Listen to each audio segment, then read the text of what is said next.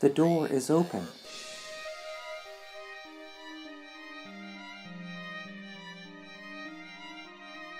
The old dark house we're exploring tonight was devastated by 2 historic hurricanes in less than a year. All of the furniture and appliances were ruined by floodwaters. Even though the house was gutted, what was left is beyond fascinating and bizarre. As if some sort of museum curated by a genuine wizard hermit, every wall of the house features strange niches protected by antique iron grates, some dating back as far as 1894. It's so dark, though, we worry that our flashlights aren't bright enough to show you what we're discovering. Can you activate the lights? Yeah, with this. What is it? A book? This is not a book. It's making the camera malfunction.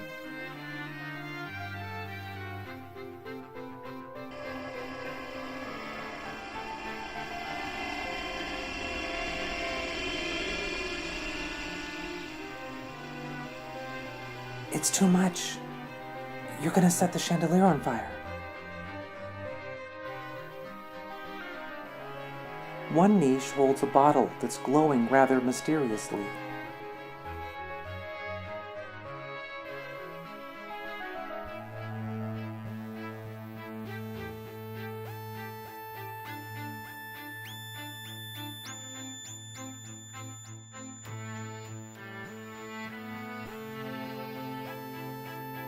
It says, imprisoned by a magician in a bottle, Beludo is a Spanish ghost, mentioned by Washington Irving in his Tales of Alhambra. It's said to be the spirit of a Moorish king who killed his 6 sons. And these 6 sons hunt him in the shape of hounds at night, seeking revenge.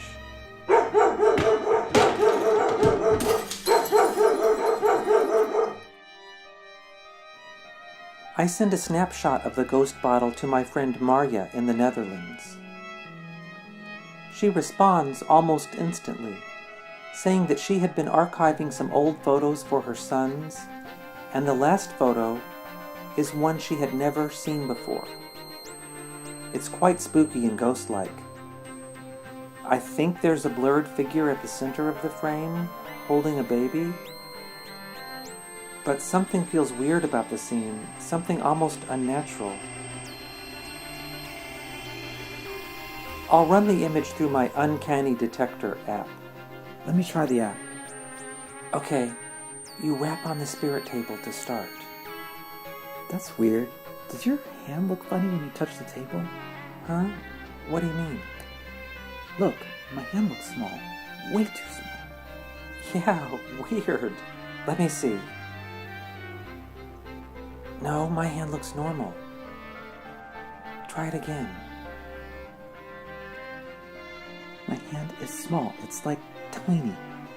There's some sort of space warp going on, either with the app or in this house? The app analyzes the photo and reveals what looks like either a moose or a more dubious horned entity at the center. I send the enhanced photo back to Marja, wondering what she'll make of it.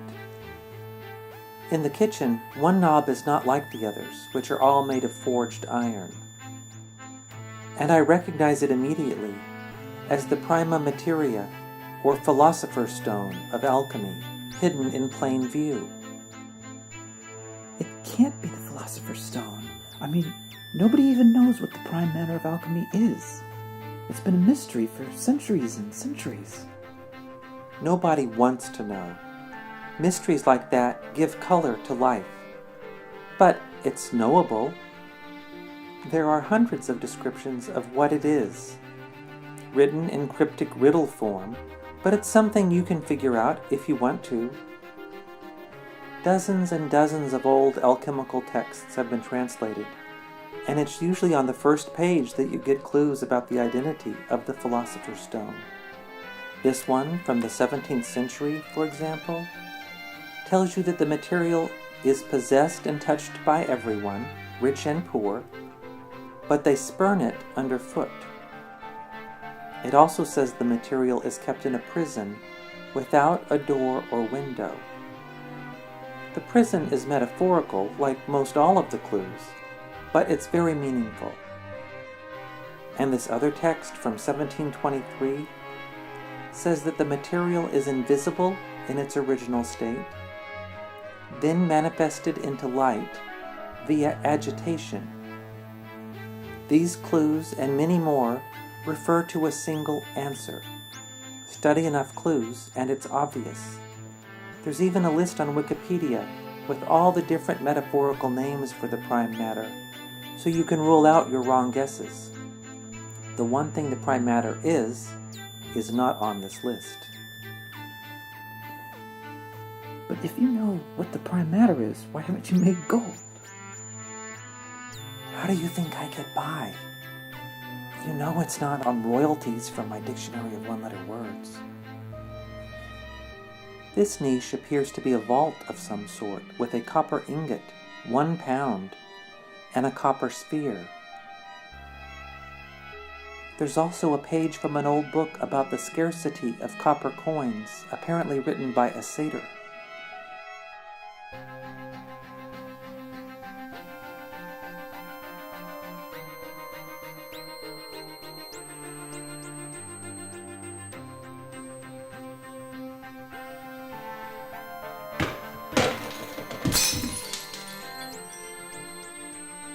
This niche is home, or prison, to a gargoyle.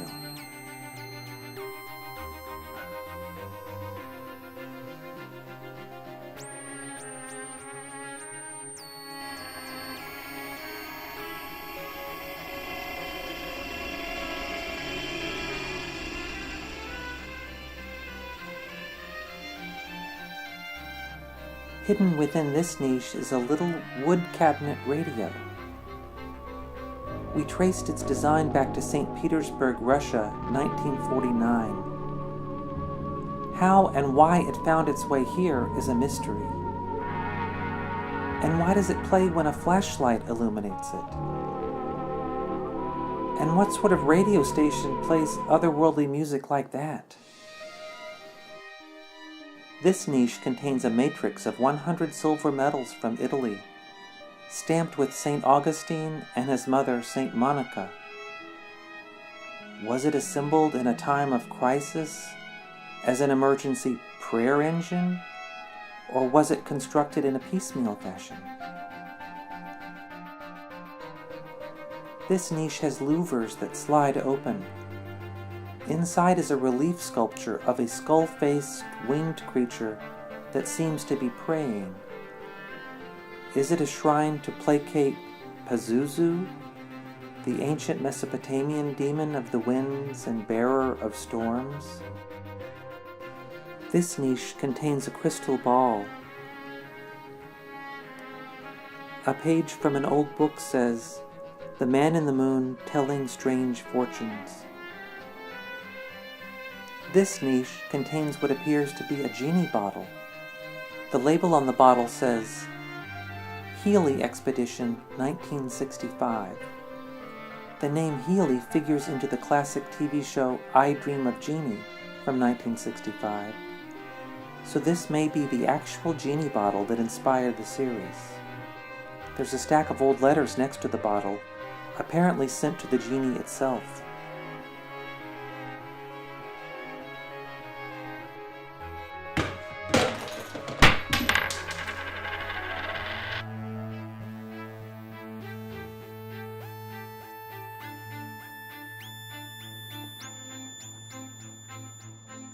That's an old hoodoo doll with no face or hands.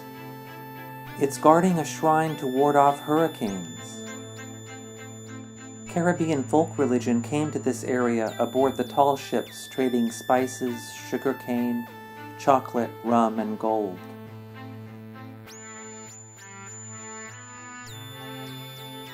There's a huge branch suspended across an entire ceiling. It's charred, presumably felled by a lightning bolt.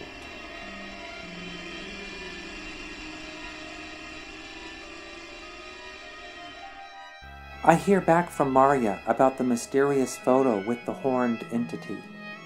She says she'll concentrate on the image before she goes to sleep to see what dreams it will evoke. I should have known Marya would take a fearless approach.